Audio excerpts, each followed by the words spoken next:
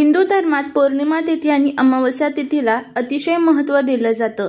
कार्तिक महिन्यातील अमावस्या तिथीबद्दल अनेकांच्या मनात संभ्रम आहे की अमावस्या तिथी ही 30 नोव्हेंबरला सुरू होत असून 1 डिसेंबरला संपणार आहे। अशा स्थितीत अमावस्या कधी पाळायची, त्याचबरोबर त्याचे जे नियम आहेत तर ते कधी पाळायचे, त्याबद्दलची संपूर्ण माहिती या आजच्या व्हिडिओमध्ये आपण घेणार आहोत। हिंदू पंचांगानुसार कार्तिक महिन्यातील कृष्ण पक्षातील अमावस्या तिथी ही शनिवारी 30 नोव्हेंबर सकाळी 10:29 पासून सुरू होईल आणि 1 डिसेंबरला सकाळी 11:50 असणार आहे। उदया तिथीनुसार दर्श अमावस्या ही रविवारी 1 डिसेंबरला पाळायची आहे। दर्श अमावस्येच्या दिवशी ब्रह्ममुहूर्ताची वेळ पहाटे 5:08 पासून ते सकाळी 6:02 असेल। त्यानंतर 1 डिसेंबरला राहुकाल हा दुपारी 4:05 पासून ते 5:24 असणार आहे। या दिवशी तुम्ही ब्रह्ममुहूर्तापासून स्नान आणि दान सुरू करू शकता। याशिवाय अमावस्येच्या दिवशी सुकर्म योगात स्नान, दान आणि पूजा करणे देखील शुभ असते। या दिवशी आपल्याला ओम श्री कृष्णाय नमः या मंत्राचा जप करायचा असतो किंवा माता लक्ष्मीला प्रसन्न करण्यासाठी आपल्याला माता लक्ष्मीच्या मंत्रांचा जप करायचा असतो। अमावस्येच्या दिवशी पितरांचे ध्यान करतात आणि पिंपळाच्या झाडाला गंगाजल, काळे तीळ, साखर, तांदूळ, पाणी आणि फुले अर्पण करतात आणि ओम पितृभ्यो नमः या मंत्राचा जप करतात। या दिवशी पितृसूक्त, पितृस्तोत्राचे पठण केल्यास शुभ फळ प्राप्त होते। दर्श अमावस्येच्या रात्री पिंपळाच्या झाडाखाली मोहरीच्या तेलाचा दिवा लावा आणि तुमच्या मनोकामना पूर्ण होण्यासाठी आपल्याला तिथे प्रार्थना करायची असते। अमावस्येला संध्याकाळी तुपाचा दिवा लावून नदीत किंवा तलावात तरंगावावा, यामुळे पितरांना शांती मिळते आणि त्यांचा आशीर्वाद प्राप्त होतो। रात्री शिवलिंगाला जल अर्पण करून आणि बेलपत्र अर्पण करून शंकराची पूजा करावी, त्यामुळे लोकांवर भोलेनाथांचा विशेष आशीर्वाद वर्षाव होतो। अमावस्येच्या रात्री लक्ष्मीची पूजा केल्याने धनप्राप्तीची शक्यता निर्माण होते आणि भगवान विष्णूंची पूजा केल्याने सर्व मनोकामना पूर्ण होतात। श्री गणेशाची आराधना केल्याने सर्व कामात यश मिळते आणि बिघडलेली कामेही पूर्ण होऊ लागतात। त्याचवेळी सर्व समस्या दूर होऊ लागतात। अमावस्येच्या दिवशी दान करणे अत्यंत पुण्यकारक मानले जाते। तुम्ही तुमच्या क्षमतेनुसार गरिबांना अन्न, कपडे, वस्त्र, पैसे दान करू शकता। आता संपूर्ण आपण अमावस्याची माहिती बघितलेली आहे। आता त्यानंतर आपल्याला कार्तिक अमावस्या म्हणजेच रविवारी आपल्याला आपल्या घरामध्ये काही चुका ज्या आहेत तर त्या प्रामुख्याने टाळायच्या आहेत। काही भाज्या ज्या आहेत तर त्या आपल्याला प्रामुख्याने खाणं ते वर्ज्य करायचं आहे, त्याबद्दलची संपूर्ण माहिती आणि त्याचबरोबर कोणकोणत्या चुका टाळाव्यात, काय काय करावं, काय काय करू नये, त्याबद्दलची संपूर्ण माहिती आजच्या व्हिडिओमध्ये आपण घेणार आहोत। त्यामुळे जर तुम्हाला हा व्हिडिओ आवडला तर चॅनलला सबस्क्राईब करून शेजारील बेल आयकॉनलाही प्रेस करा, म्हणजे माझ्या सर्व नवीन व्हिडिओचं नोटिफिकेशन तुम्हाला मिळेल आणि तुम्ही एक पण व्हिडिओ मिस करणार नाही। त्याचबरोबर कमेंटमध्ये श्री स्वामी समर्थ लिहायला अजिबात विसरू नका। अमावस्येला दारावर आलेल्या भिकाऱ्याला रिकाम्या हाती पाठवू नये, त्याला यथाशक्ती भोजन, काही गोड वस्तू दान करावी, याने वैवाहिक जीवनातील मधुरता येते। लग्न होत नसल्यास मुलांसाठी हा एक चमत्कारिक उपाय ठरू शकतो। अमावस्येला कोणत्याही प्रकारच्या तामसिक वस्तूंचे सेवन टाळावे। अमावस्येला कोणत्याही प्रकारचा नशा करू नये। अमावस्येला कटुवचन बोलणे टाळावे। त्याचबरोबर अमावस्येच्या दिवशी आपल्याला झाडं, पानं, फुलं हे तोडायचे नसतात। अमावस्या तिथी वाईट अजिबात नसते आणि अमावस्या तिथीच्या दिवशी अनेक प्रकारच्या काही घरांमध्ये किंवा काही लोक असे असतात ना, त्यांना लोकांचं चांगलं झालेलं हे अजिबातच बघवत नाही, त्यामुळे ते अनेक प्रकारचे तंत्रमंत्र देखील करत असतात।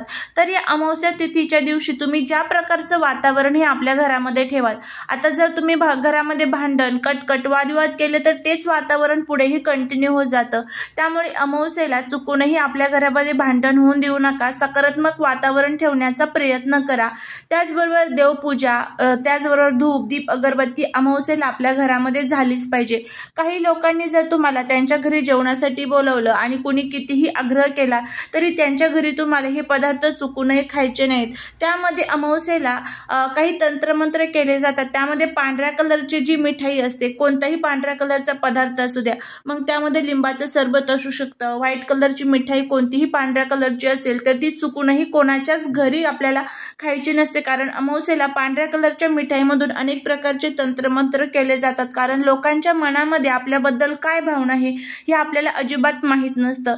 त्यानंतर अमावस्येला चुकूनही नॉनव्हेज हे खाऊ नका।